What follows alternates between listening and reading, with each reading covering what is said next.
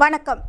புதுவை மற்றும் அதனை சுற்றியுள்ள பகுதிகளில் நடைபெற்ற பல்வேறு நிகழ்வுகளை விரிவாக காண்பதற்கு முன்பு தலைப்புச் செய்திகளை காண்போம்.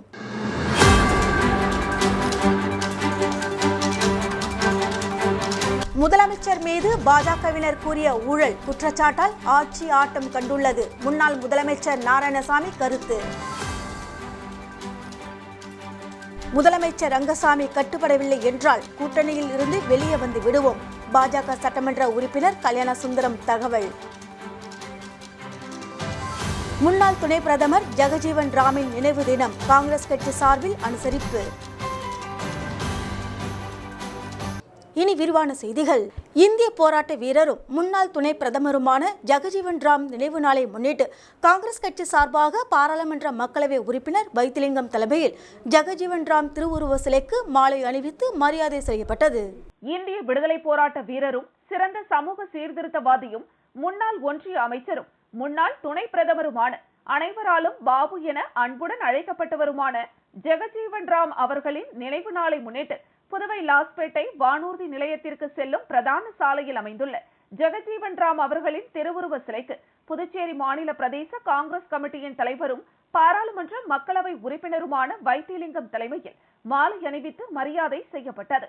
இந்த நிகழ்ச்சியில் முன்னாள் முதலமைச்சர் நாராயணசாமி, லாஸ்பேட்டை தொகுதியின் சட்டமன்ற உறுப்பினரும் காங்கிரஸ் சட்டமன்ற கட்சி தலைவருமான வைத்தியநாதன், முன்னாள் அமைச்சர்கள் ஷாஜகான், கந்தசாமி, முன்னாள் சட்டமன்ற உறுப்பினர் நீலகங்காதரன் ஆகியோர் கலந்து கொண்டு மரியாதை செலுத்தினர். மேலும் இந்த நிகழ்ச்சியில் காங்கிரஸ் கட்சி நிர்வாகிகள், மகிழா காங்கிரஸ் நிர்வாகிகள், கமலா அறக்கட்டளை நிர்வாகிகள் பங்கேற்றனர்.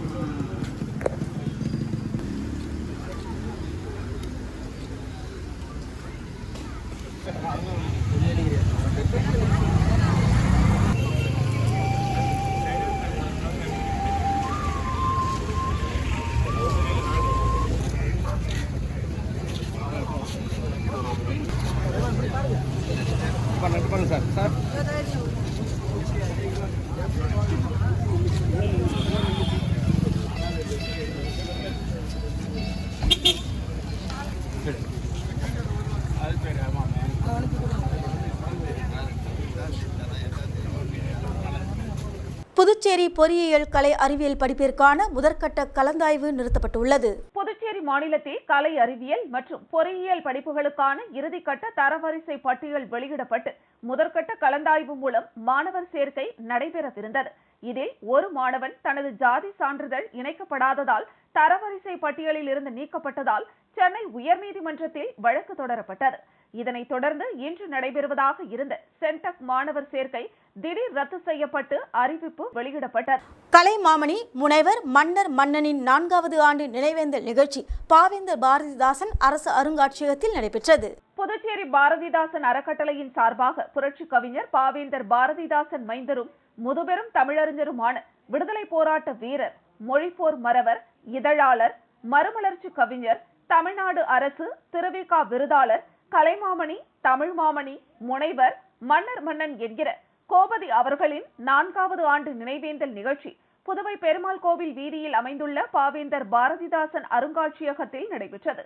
தமிழாய்வு அறிஞர் பேராசிரியர் அருளிய புதுவை திருக்குறள் மன்ற தலைவர் கலைமாமணி லட்சுமி நாராயணன், ரெபேல் சோசியால் சங்க தலைவர் துபாய் குழந்தை, புதுவை தமிழ்ச்சங்க தலைவர் கலைமாமணி, முனைவர் முத்து ஆகியோர் முன்னிலை வகித்தனர்.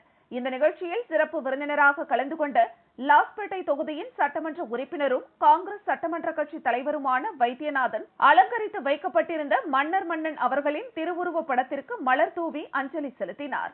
மேலும் மன்னர் மன்னன் அவர்களின் 4வது ஆண்டு நினைவேந்தல் நிகழ்ச்சியை முன்னிட்டு நடைபெற்ற பல்வேறு போட்டிகளில் வெற்றி பெற்ற மாணவ மாணவிகளுக்கு சான்றிதழ்களை வழங்கினார். கலைமாமணி, முனைவர் பாரதி நிகழ்ச்சியில் கலந்து கொண்ட அனைவரையும் வரவேற்றார்.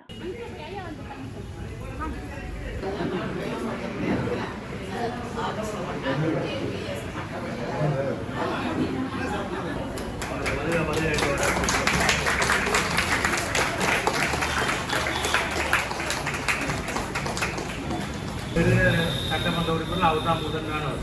அது வெளிப்படையாக சொல்லலாம். யாரெல்லாம் வந்தாலும் நான் சொல்லுவேன். ஏன்னா நிறைய நேரம் இருந்து கேட்கக்கூடிய அதுக்கு சொல்லிட்டு அவர் மாலை 6 மணிக்கு பணியாற்றி ஒரு பெருமைக்குரிய மனிதர்.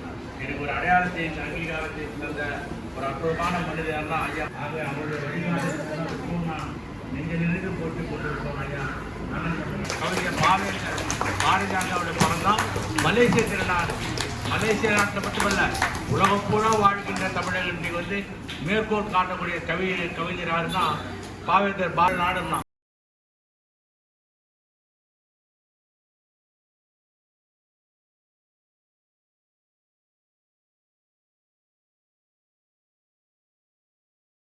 அங்கே லாஸ்பேட்டையில் சிலைக்கு மலர் வணக்கம் செலுத்த வேண்டியிருக்கும்.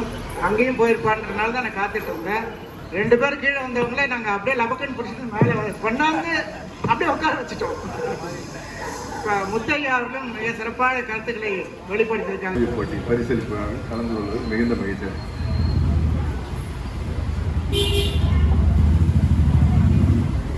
சிறப்பித்துக் கொண்டிருக்கும் நமது மரியாதைக்குரிய முத்தையா அவர்களுக்கும் மற்ற சிறப்பு விருந்தினர்களுக்கும் எனது அன்பிற்குரிய சகோதரர் மரியாதைக்குரிய பாரதி அவர்களுக்கும் என்னுடைய நன்றிகளை வணக்கத்தை தெரிவித்துக் கொள்கிறேன். அதே மாதிரி பெற்றோர்களுக்கும் மாணவ செல்வங்களுக்கும் நண்பர்களுக்கும் எனது நன்றி கலந்த வணக்கத்தை தெரிவித்துக் ஒரு பயம் இப்போ கூட எனக்கு மேலே பேச்செல்லாம் ரொம்ப வராது, மனசில் பட்டது பேசுவேன்.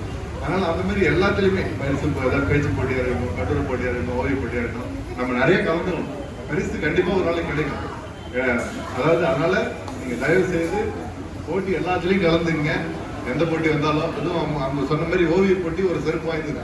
நமக்கு அறிவு நுட்பத்தையும், நம்ம நாளைக்கு டாக்டர் படித்தாலும் இன்ஜினியர் எது படித்தாலும் நமக்கு அந்த ஓவியம் ஒரு எக்ஸ்ட்ரா மார்க், மினிமம் ஒரு 10 மார்க்காவது அது எக்ஸ்ட்ரா வாங்கி கொடுக்கும். அதனால இந்த ஓவிய போட்டியில் சிறப்பு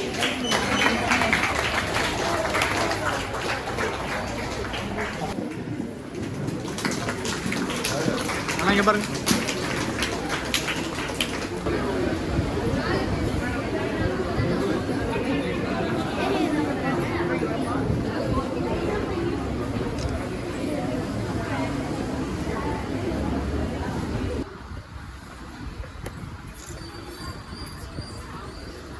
அனைவருக்கும் வணக்கம்.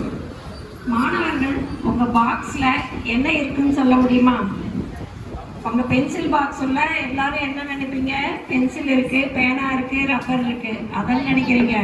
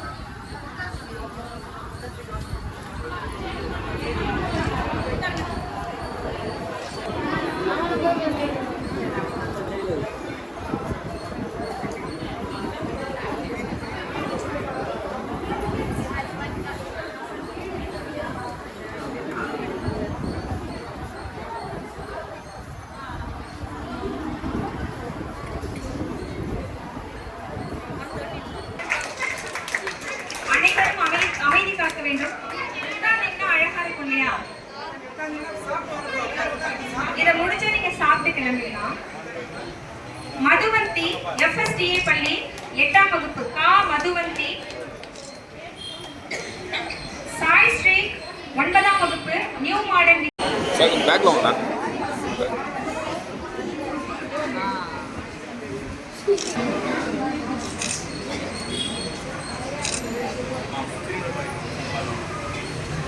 ஒரு நிமிஷம்.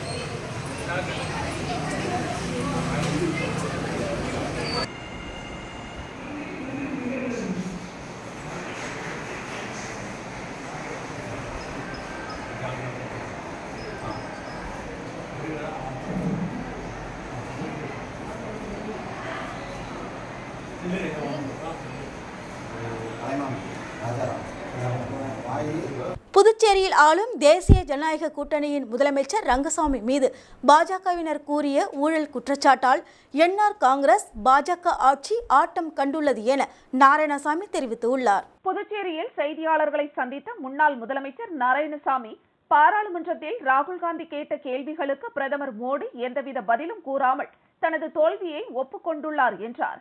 தற்போது புதுச்சேரி அரசியல் களம் சூடுபிடித்துள்ளது என்ற அவர், புதுச்சேரி பாஜக சட்டமன்ற உறுப்பினர்கள் அக்கட்சி தலைவருடன் ரகசிய கூட்டம் நடத்தி பாஜக அமைச்சர்களை மாற்ற வேண்டும், முதலமைச்சர் ரங்கசாமி தங்களை கலந்தாலோசிக்காமல் செயல்படுகிறார் என்றும், ஊழல் ஆட்சி நடைபெறுவதாகவும் குற்றம் சாட்டி அதன் பின் ஆளுநரையும் சந்தித்து புகார் கொடுத்துள்ளனர் என்றார்.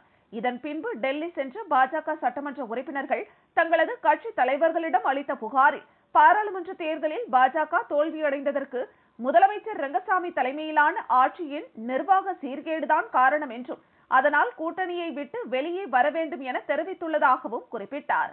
ரங்கசாமி தலைமையிலான ஆட்சியில் ரெஸ்டோ பார் உரிமம் வழங்குவதிலும் ஊழல், மாட்டுத் தீவனம் வழங்குவதில் ஊழல், குப்பை அள்ளும் டெண்டரில் ஊழல் என இப்படி ஊழல் மலிந்த ஆட்சியாக உள்ளது என காங்கிரஸ் கட்சி ஏற்கனவே குற்றம் சாட்டியுள்ளதாக குறிப்பிட்ட அவர், இதை பாஜகவினர் ஏற்றுக்கொண்டு அக்கட்சி தலைமையிடம் புகார் கூறியுள்ளனர் என்றும், இதன் மூலம் காங்கிரஸ் கூறிய புகார்கள் ஊர்ஜிதம் ஆகியுள்ளது என்றார். இந்த ஊழல் குற்றச்சாட்டுகளுக்கு முதலமைச்சர் உள்ளிட்ட அமைச்சர்களிடமிருந்து எந்தவித பதிலும் இல்லை என்றும், பாஜக சட்டமன்ற உறுப்பினர்கள் புகார் கூறியது அவர்களது உட்கட்சி விவகாரம் என்றும் தெரிவித்த அவர், ஆனால் அவர்கள் கூறிய ஊழல் புகாருக்கு முதலமைச்சர் ரங்கசாமி என்ன பதில் சொல்ல போகிறார் என கேள்வி எழுப்பினார். ஊழலை முதலமைச்சரும் அமைச்சரும் மூடி மறைக்க பார்ப்பதாக குற்றம் சாட்டிய அவர், பொதுப்பணித்துறை அமைச்சர் லட்சுமி நாராயணன் ஈடுபட்டுள்ளார் என குற்றம் சாட்டினார். முதலமைச்சர் ரங்கசாமி தலைமையிலான ஆட்சி மீது பாஜக சட்டமன்ற உறுப்பினர்கள் கூறிய குற்றச்சாட்டுகள் 100க்கு 100 உண்மை என்றும், இதனால் புதுச்சேரியில் என்ஆர் காங்கிரஸ் பாஜக ஆட்சி ஆட்டம் கண்டுள்ளதாகவும், இந்த ஆட்சியின் காலம் எண்ணப்பட்டு வருவதாகவும் முன்னாள் முதலமைச்சர் நாராயணசாமி தெரிவித்தார். முதல்வர் ரங்கசாமி கட்டுப்படவில்லை என்றால் கூட்டணியில் இருந்து வெளியே வந்து விடுவோம் என பாஜக சட்டமன்ற உறுப்பினர் கல்யாணசுந்தரம் தெரிவித்துள்ளார். டெல்லி சென்று புதுச்சேரி திரும்பிய பின் செய்தியாளர்களை சந்தித்த பாஜக சட்டமன்ற உறுப்பினர் கல்யாணசுந்தரம், பாஜக தேசிய தலைவர் JP நட்டா, அமைப்பு செயலர் சந்தோஷ் ஆகியோரை சந்தித்து புதுவை அரசியல் நிலையை விளக்கியதாகவும், தற்போதைய கூட்டணி ஆட்சியில் உள்ள பிரச்சனை நீடித்தால் 2020ஆம் ஆண்டு சட்டப்பேரவை தேர்தலில் பாஜகவிற்கு பின்னடைவு ஏற்படும் என்பதை சுட்டிக்காட்டியதாகவும் தெரிவித்தார்.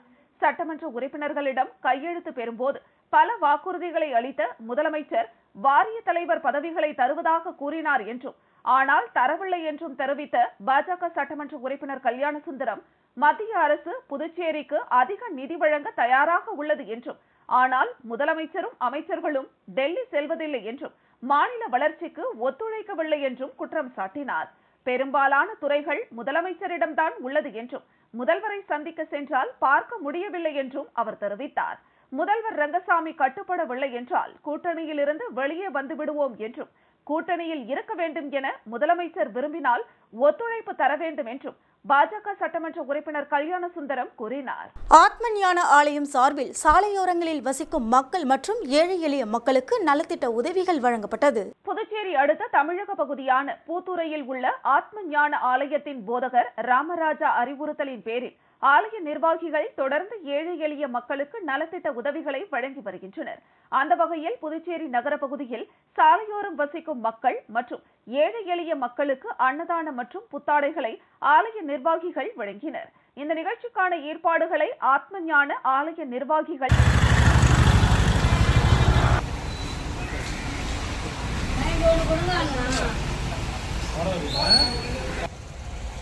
Okay okay.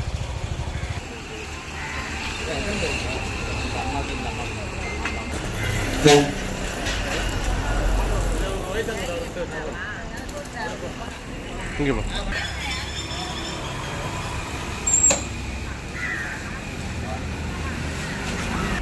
உட்காருங்க, நீங்கள் ஏது வராதிங்க.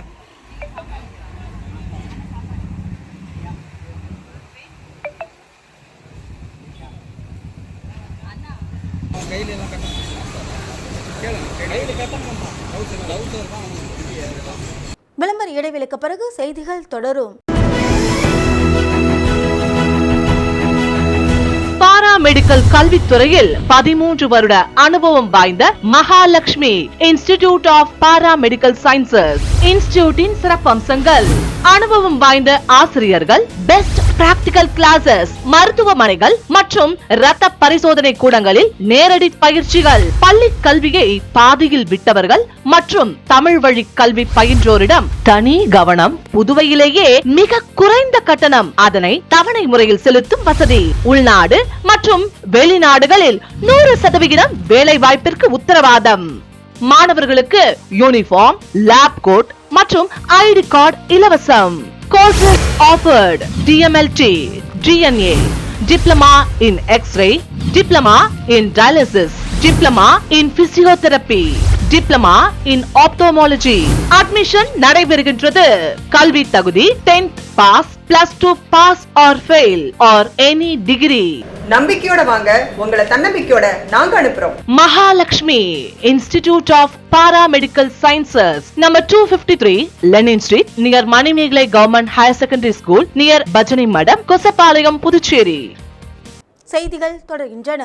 ரெட்டிச்சாவடி பகுதியில் சூறாவளி காற்றுடன் பலத்த மழையால் வாழை மரங்கள் சாய்ந்ததால் விவசாயிகள் வேதனை. கடலூர் மாவட்டம் ரெட்டிச்சாவடி மற்றும் அதனை சுற்றியுள்ள பகுதிகளில் இடி மின்னலுடன் சூறாவளி காற்றுடன் பலத்த மழை பெய்தது. இந்த மழையால் பல்வேறு இடங்களில் மழைநீர் வெள்ளம் போல் பெருக்கெடுத்து ஓடியது. மேலும் தாழ்வான பகுதிகளில் மழைநீர் குளம் போல் தேங்கி நின்றது. சூறாவளி காற்றினால் பல்வேறு இடங்களில் முருங்கை உள்ளிட்ட சிறு மரங்களும் பயிரிடப்பட்டிருந்த வாழை மரங்களும் சாய்ந்தன. ரெட்டிச்சாவடி மதலப்பட்டு பகுதியைச் சேர்ந்த சந்திரசேகர் என்கிற விவசாயி 5 ஏக்கரில் ரஸ்தாலி, பூவன், ஏலரசி, கற்பூரவள்ளி உட்பட பல்லாயிரக்கணக்கான வாழையை பயிரிட்டு வந்தார். இந்த நிலையில் சூறாவளி காற்றுடன் பெய்த பலத்த மழையினால் 3 ஏக்கர் பரப்பளவில் அறுவடைக்கு தயாராக இருந்த 200க்கும் மேற்பட்ட வாழை மரங்கள் குலையுடன் காற்றில் சாய்ந்து சேதமடைந்தன. இவற்றின் மதிப்பு 3 லட்சம் ரூபாய்க்கும் மேல் இருக்கும் என கூறப்படுகிறது. இதுகுறித்து விவசாயி சந்திரசேகர் கூறுகையில், கடந்த சில நாட்களாக ரெட்டிச்சாவடி மற்றும் அதன் சுற்றுவட்டார பகுதிகளில் வெயில் சுட்டெரித்து வந்தது. இதையடுத்து சூறாவளி காற்றுடன் பலத்த மழை பெய்தது. இதனால் 5 ஏக்கர் பரப்பளவில் சாகுபடி செய்யப்பட்டிருந்த வாழை, 3 ஏக்கர் அளவில் உள்ள வாழை மரங்கள் முற்றிலும் சாய்ந்தன. இதனால் கஷ்டப்பட்டு சாகுபடி செய்த வாழையை காப்பாற்ற முடியாத சூழல் ஏற்பட்டது. கடன் வாங்கி சாகுபடி செய்த பணத்தையும் எடுக்க முடியாத நிலை உள்ளது. இதுகுறித்து தமிழக அரசு சேதமடைந்த வாழை மரங்களை பார்வையிட்டு உரிய நிவாரணம் வழங்க நடவடிக்கை எடுக்க வேண்டும் என்றும், மேலும் நெற்பயிருக்கு காப்பீடு செய்வது போல் வாழை பயிருக்கும் காப்பீடு செய்ய நடவடிக்கை எடுக்க வேண்டும் என வலியுறுத்தி வருகிறோம் என்றார். ஆனால் இதுவரையில் தமிழக அரசு செவிசாய்க்காமல் இருந்து வருவது வேதனை அளிப்பதாக விவசாயி தெரிவித்தார்.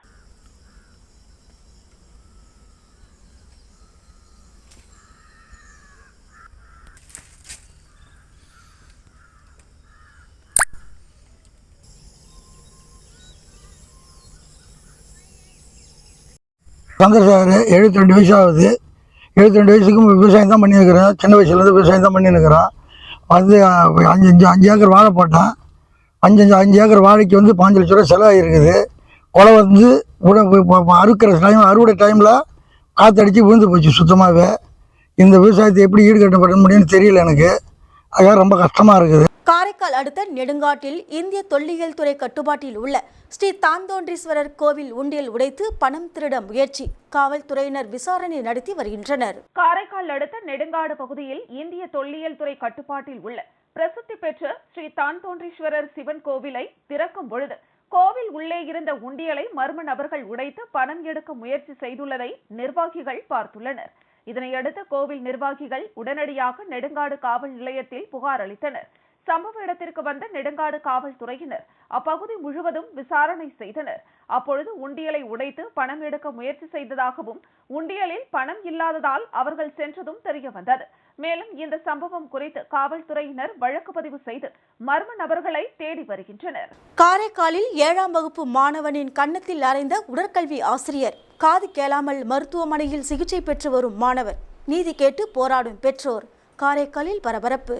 காரைக்கால் மாவட்டம் திருநள்ளாறுபேட்டை கிராமத்தில் வசித்து வரும் விஜயபிரபு, ஜெயஸ்ரீ ஆகியோரின் மகன் 13 வயதான கிஷோர் திருநள்ளாறில் உள்ள அரசு நடுநிலைப் பள்ளியில் 7ஆம் வகுப்பு படித்து வருகிறார். கடந்த 2ஆம் தேதி வழக்கம் போல் பள்ளிக்கு சென்று திரும்பிய கிஷோர் பெற்றோரிடம் காது வலிப்பதாக தெரிவித்துள்ளார். என்ன காரணம் என்று பெற்றோர் கேட்க, அப்பள்ளியில் உடற்கல்வி ஆசிரியராக பணியாற்றி வரும் அசாருதீன் என்பவர் தன்னை கன்னத்தில் அறைந்ததாகவும் அதன் காரணமாக காதில் இருந்து ரத்தம் வந்ததாகவும் அவர் தெரிவித்துள்ளார். இதனையடுத்து திருநள்ளாறு அரசு மருத்துவமனைக்கு அழைத்து சென்ற பெற்றோர் அவருக்கு முதலுதவி சிகிச்சை அளித்து மேல் சிகிச்சைக்காக அருகில் உள்ள தனியார் மருத்துவக் கல்லூரி மருத்துவமனைக்கு அழைத்து சென்றனர். அங்கு மாணவனை பரிசோதித்த மருத்துவர்கள் மாணவரின் காதில் உள்ள ஜவ்வு கிழிந்துள்ளதாகவும் இதனால் மாணவரின் கேட்கும் திறன் பாதிக்கப்பட்டுள்ளதாகவும் தெரிவித்துள்ளனர். இதுகுறித்து திருநள்ளாறு காவல் நிலையத்தில் புகார் அளிக்க சென்றால் ஆய்வாளர் புகாரை ஏற்கவில்லை என தெரிவித்த பெற்றோர்கள் மாவட்ட ஆட்சியரை சந்தித்து புகார் அளித்துள்ளனர்.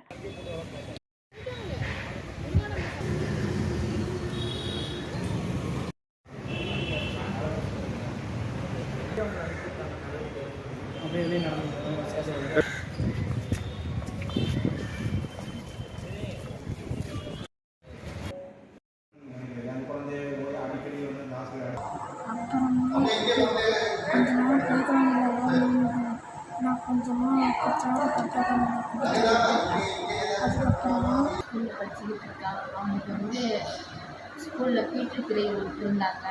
சேரில் உட்காந்துருக்கும்போது சார் பிடி சார் காலில் வாங்கி அரைஞ்சிட்டாங்க. அரைஞ்ச பிறகு நாங்கள் ஹாஸ்பிட்டல் போயிருந்தோம். டாக்டர்கிட்ட நாங்கள் காமிச்சிருந்தோம். காரைக்காலில் மக்களை தேடி மாவட்ட ஆட்சியர் திட்டத்தின் கீழ் கிராமப்புற பகுதிகளுக்கு நேரில் சென்ற மாவட்ட ஆட்சியர் மக்களின் குறைகளை கேட்டறிந்தார். காரைக்கால் மாவட்டத்தில் மாவட்ட ஆட்சியர் மணிகண்டனின் முயற்சியால் மக்களை தேடி மாவட்ட ஆட்சியர் என்கிற திட்டத்தின் மூலம் கிராமப்புற பகுதிகளுக்கு நேரடியாக சென்று பொதுமக்கள் மற்றும் விவசாயிகளின் குறைகளை கேட்டறிந்து நடவடிக்கை எடுத்து வருகிறார். இந்த நிலையில் இதன் ஒரு பகுதியாக காரைக்கால் அடுத்த நெடுங்காடு கிராமத்தில் உள்ள கொம்யூன் பஞ்சாயத்து அலுவலகத்தில் மக்களை தேடி மாவட்ட ஆட்சியர் திட்ட நிகழ்வு நடைபெற்றது.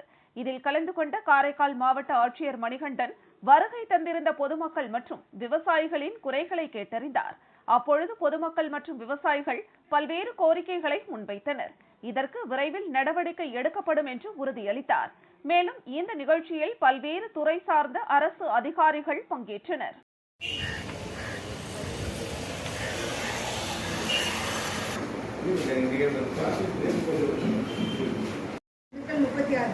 சட்டமன்ற உறுப்பினருக்கு இவங்க வந்து ஒரு சிஸ்டர் சொல்றாங்க, இத்தனை மனுக்கள் வாங்கியிருக்கோம், இந்த மனுக்கள் மீது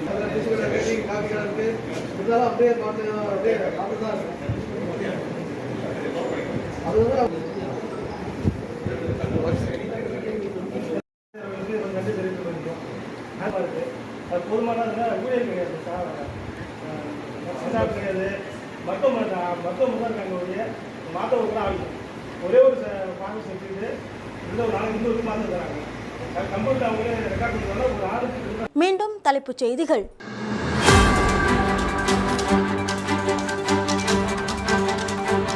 முதலமைச்சர் மீது பாஜகவினர் கூறிய ஊழல் குற்றச்சாட்டால் ஆட்சி ஆட்டம் கண்டுள்ளது. முன்னாள் முதலமைச்சர் நாராயணசாமி கருத்து. முதலமைச்சர் ரங்கசாமி கட்டுப்படவில்லை என்றால் கூட்டணியில் இருந்து வெளியே வந்து விடுவோம். பாஜக சட்டமன்ற உறுப்பினர் கல்யாணசுந்தரம் தகவல். முன்னாள் துணை பிரதமர் ஜெகஜீவன் ராமின் நினைவு தினம் காங்கிரஸ் கட்சி சார்பில் அனுசரிப்பு. இத்துடன் செய்திகள் நிறைவடைகின்றன. உங்களிடமிருந்து விடைபெறுவது ஜானகி. செய்திகளை உடனுக்குடன் தெரிந்து கொள்ள கமலா தொலைக்காட்சியின் சமூக வலைதளத்தை பின்பற்றவும். நன்றி, வணக்கம்.